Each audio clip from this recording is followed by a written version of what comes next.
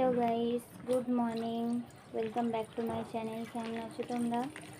আশা করি যেন যেখান থেকে নিয়ে আছো সবাই অনেক ভালো আছো, সুস্থ আছো। আর তোমাদেরকে তো কালকে আমি ব্লগ ভালো করেই দিলাম, দেখতেই পেলে তোমরা। অনেক সুন্দর করে ব্লগটা বানিয়েছিলাম। কালকে সারাদিন সুস্থ ছিলাম তার কারণে, কিন্তু কি করে জানবো বলো, সন্ধে হতে হতে আমার আবার ব্যাটারি ডাউন হয়ে যাবে। তো সন্ধেবেলা আমার প্রচণ্ড শরীর খারাপ হয়ে গেছিলো। যখন আমি ভিডিওটাকে শেষ করলাম, ভিডিওটাকে শেষ করার পরে এত শরীর খারাপ হয়ে গেছিলো, এত শরীর খারাপ হয়ে গেছিলো যে কিছু বলার কথা না। আমার তখন ভয়েসও দেওয়া কমপ্লিট হয়ে গেছিলো। যদি ভয়েসটা না দেওয়া কমপ্লিট হতো তাহলে হয়তো তোমরা দেখতে পেতে আমাকে। আমার আবার শরীরটা ভীষণ খারাপ হয়ে গেছে, ভীষণ খারাপ হয়ে গেছে। তো কিছু করার নেই, খুব জান খারাপ। আর কালকে তোমাদের দাদাভাইকেও ফোন করিনি, কেন আমি দেখতে পাচ্ছি তোমাদের দাদাভাইয়ের কাজ ভালো করে হচ্ছে না। যদি আমার শোনে যে জানটা খারাপ রয়েছে তাহলে আরও কাজে মন লাগবে না। কিন্তু জানো তো, খুব কাছের মানুষ হলেই যা হয়, ওর মনে হয় আগে থেকে নিয়ে হচ্ছিল যে কিছু না কিছু হয়েছে। তোমাদের দাদাভাই কালকে সন্ধ্যা থেকে রাত 9টা পর্যন্ত বললে আমি এক জায়গায় চুপ মেরে বসেছিলাম, আমার কোনো কিছু ভালো লাগছিল না। কেন বলে কি জানি, ভালো লাগছিল না আমার, তার জন্য আমি বসেছিলাম। তো 9টার সময় ফোন করে যখন বলছে তখন আমার তো মুখ থেকে আওয়াজই বেরোচ্ছে না, এত শরীরটা খারাপ হয়ে গেছিলো 9টার সময় রাত্রিরে। তো না, সরি, আমার শরীরটা খারাপ হয়েছে 7:30 থেকে। 7:30 থেকে মানে মারিয়ামকে আমি পড়াচ্ছি, ভিডিওটাকে শেষ করেছি, এডিট করেছি, তারপরে মারিয়ামকে আমি পড়াচ্ছি, মারিয়ামকে পড়ে উঠেছি 8:10-এ। তো 7:30 থেকে না আমার জ্বলা স্টার্ট হয়েছে। তারপরে কিন্তু স্টার্টিং বেড়েই গেছে। কালকে মারিয়ামদেরকে আমি ওই দুধটাও খাওয়াইনি, এত শরীরটা খারাপ ছিল। এই আজকে মানে কালকে ফার্স্ট টাইম ওদের হয়েছে, নাহলে রোজের তো আমি দিই যতই হয়ে যাক, কিন্তু কালকে আমি একদমই পারছিলাম না, কালকে আমি দিইনি ওদেরকে। তো যাই হোক, তারপরে 9টার সময় রাত্রিরে ফোন করলো তোমাদের দাদাভাই, এলো 9:30টার সময়, 9:30 না 9:10-এ চলে এলো। কেন, এখানেই ছিল, আমাদের এখানেই গাড়িটা লাগিয়ে বসেছিল। তো 9:10-এ এলো, এসে দেখছে আমার অবস্থা, কেঁদে রেঁদে এক মুখ চোখ সব ফুলে টম্বল হয়ে গেছে। তারপরে কিন্তু তোমাদের দাদাভাই এলো। তো দাদাভাই আসতে আমাকে আবার পানি গরম করে দিল, গ্যাসের ওষুধ দিল, খেলাম আমি। তো একটু যেন মনে হলো হ্যাঁ একটু ফ্রি হলাম। তো তারপরে তোমাদের দাদাভাই ভাত খেলো। তোমাদের দাদাভাই জানো, আমি খাচ্ছি না বলে কালকে পান্তা ভাত করে রাতের বেলা খেয়েছে। তো পান্তা ভাতটা খেলো, খেয়ে তার আমি তো কিছু খাই না গাইস, রোজের রাতের বেলা আমার এরকম হচ্ছে, আর রোজের রাতের বেলা আমি কিছু খাচ্ছি না। ওই একটু মনে হলো যে জ্বালা যন্ত্রণাটা কম আছে। শুলাম আমি 10:30টার সময় রাত্রিরে, 2টো বাজে, 2টোর সময় একদম বমি স্টার্টিং, 2টোর সময় রাতের বেলা বমি হচ্ছে। তোমাদের দাদা ভাই এমনিতে মারিয়ামের পাশে শোয় ওই দিকে, আর কালকে শরীরটা খারাপ ছিল বলে কালকে আমার পাশে শুয়েছিল। তো তার কারণে তোমাদের দাদাভাই সামনে মুখের কাছে শুয়েছিল, আর আমাকে উঠে নামতে হবে। তো তার কারণে তোমাদের দাদাভাইকে তুললাম, আমি যদি একটু সামনে থেকে সরো, সে তো উঠেই লাইট জ্বালিয়ে দিয়েছে আগে। কী হলো, বমি করবে? আমি বলছি হ্যাঁ। তো ফের বমি সবই হলো। তারপরে 2টোর সময় উঠে 3টের সময় শুলাম গাইস, মাথা ফাতা সব ঘুরছিল। তো 3টের সময় শুয়ে সকালবেলা তো আমি পুরো হাত পা ছেড়ে দিয়েছিলাম, একদম শরীরটা খারাপ ছিল। তো তোমাদের দাদাভাই বললো আমি চলে যাবো, আমি তো এই পানিগুলো ভরে দিচ্ছি, বাসন কাপড় ধুয়ে নিবি, কিন্তু ফের নাইবার পানি তোকে ভরতে হবে, তার থেকে ভালো আমি পানিটা ভরে দিচ্ছি, নিয়ে ধুয়ে নে।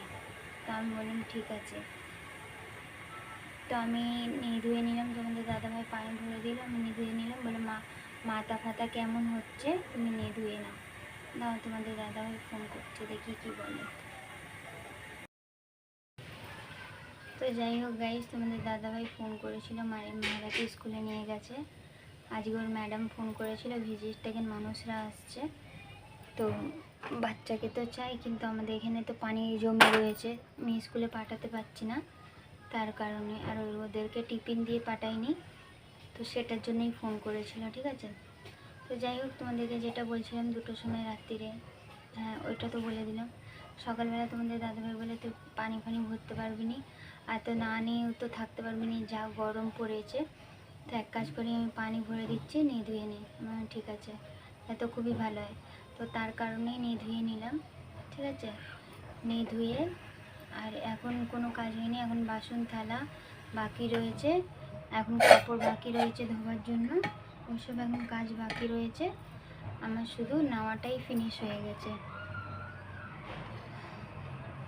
যাই হোক, সেই জন্যই। আর এখন দেখি কি রান্না হয়, সেটা হয়তো একটু দেখাবো, কেন এইটা তোমাদের সাথে যে কথাবার্তা বলছি এটাই অনেক বড় হয়ে গেছে, 6-7 মিনিটের কাছাকাছি। তো দেখি কি রান্না করি, তোমাদের সাথে যদি শেয়ার করতে পারি তো করব, আর যদি না পারি তাহলে আর কিছু করার নেই, তোমরা কিছু কেউ মনে করো না। দেখি তোমাদের দাদাভাই কি সবজি নিয়ে আসে, সেটাই রান্না করবো, ঠিক আছে। তো চলো, পরে আসছি।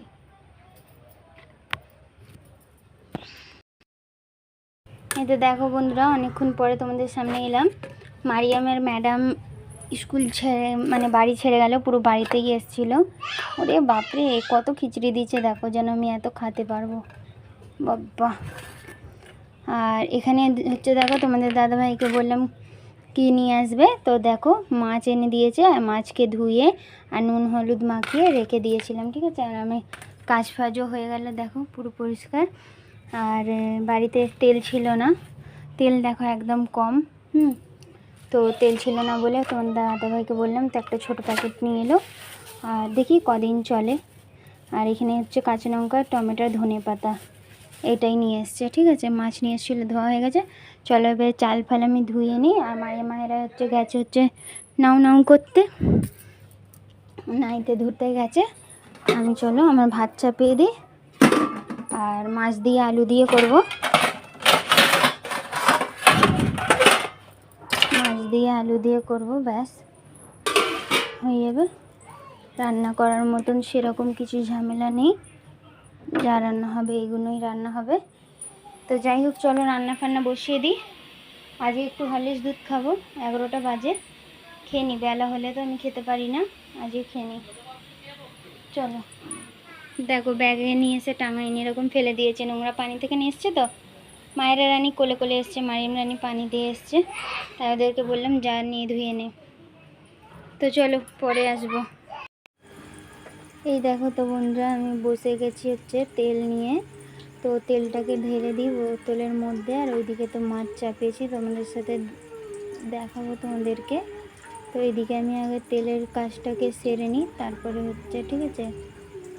এদিকে আমি বলি না, প্যাকেটের তেলটা আগে ঢেলে নিই, নাহলে আবার যদি কম পড়ে তখন কি হবে, আবার আমাকে তাড়াতাড়ি করতে হবে, তার জন্য।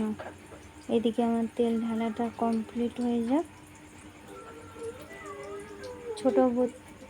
ছোট প্যাকেট এনেছে 500, দেখি কদিন হয় এতে।